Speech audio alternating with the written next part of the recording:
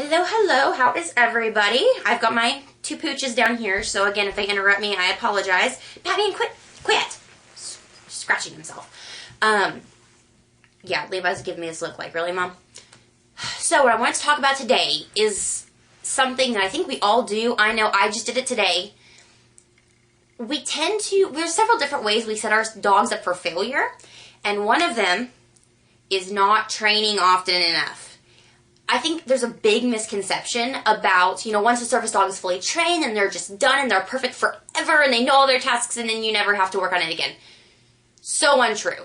Like, never heard a more untrue statement in my life. What I try to do for my guys is I try to get each of them out public access minimum of once a week. Even if it's just a short outing to Walmart, something where they're working in the public. We do public manners, they, get in their work head. And what they need to do in order to progress like I want and to keep up with everything like I want, is I need to be doing at least one 10-minute session with each dog every single day. I actually have a schedule printed out that's like a lesson plan. So for each dog and each day, these are the 3 things or so that we work on. So that everything gets drilled, we work on new tasks to keep them fresh, to keep them going. But as I'm sure many of us are guilty of, I dropped the ball this past week or two.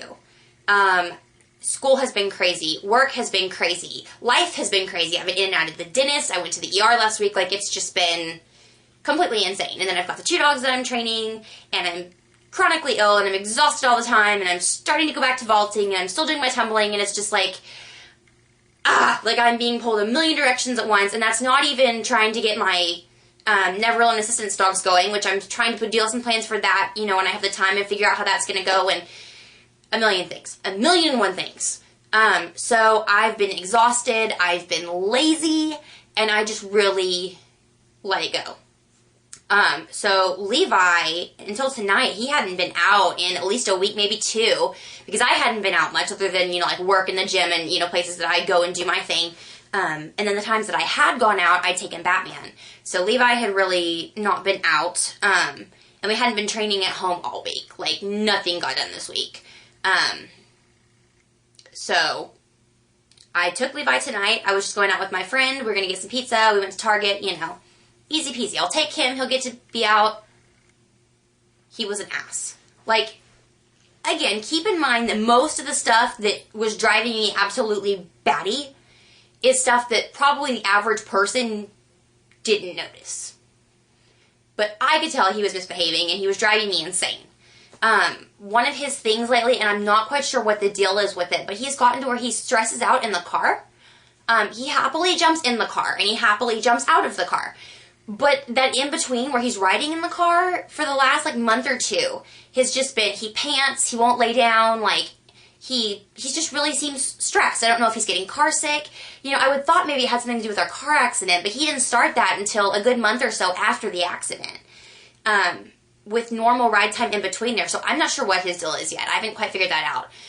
But one unfortunate thing I have figured out is because of the stress, when we first get somewhere, especially if it's our first outing of the day, he just kind of loses his mind for a few minutes. Both my dogs need the first 5 or 10 minutes to really get into work mode and go okay, this is what we're doing, we're working, we're doing, remember themselves. But I've noticed that it's like he needs to get that stress out, and he whines more, and I'm just stuff he never did. And so I'm trying to manage that and figure out what the bottom of that is. So if anybody has any ideas, let me know.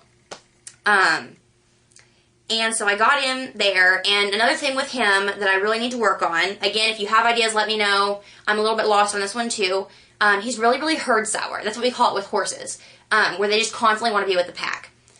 The problem is, he doesn't see just me as his pack. If we go out with somebody else, everyone traveling with us is our pack. So if he and I separate from my friend or my parents or my grandparents, he gets really stressed out when he can't see them. He looks for them everywhere, and he, panics. He's like, oh my gosh, Mom, we've lost them. Where are they? Ideally, I want him to just be concerned with me, where I'm at, and not worry about them. But this is something we've been fighting for a long time, and I just am not real clear on how to get him to stop it. So again, any ideas would be helpful. So all of this was adding up to this situation. So we went to dinner. He couldn't get comfortable under the table because there was table legs everywhere, and he just wouldn't settle down, and he did catch a bradycardia alert at 54, which I was really proud of him, but the turd that he is, he climbed on my lap as part of the alert, which he sometimes does. He totally made a move for my pizza. And we have a very strict no heads on the table rule. We have it at home, we have it at a friend's house, we have it out. It's the rule. We do not put heads on the table. Never. Never, never, never, ever infinity is that okay. And the same for food. I don't feed them off the table. It's just a big no-no. They know not to beg for food when we're out. They know not to mess with my plate. So he knew. But I don't know if he just didn't care, if he was just like, maybe I'll give it a shot. Because he's a chow hound. He's a serious chow hound. But this time, he really, seriously tried to get my food. And I was like, are you joking? What are we doing here? So there was that. And then we went to Target, and he had more attention on my leash than what I wanted, and I was doing my normal corrections to that, and he wasn't responding to those, and he was just, it's like he just had trouble focusing on what he was doing.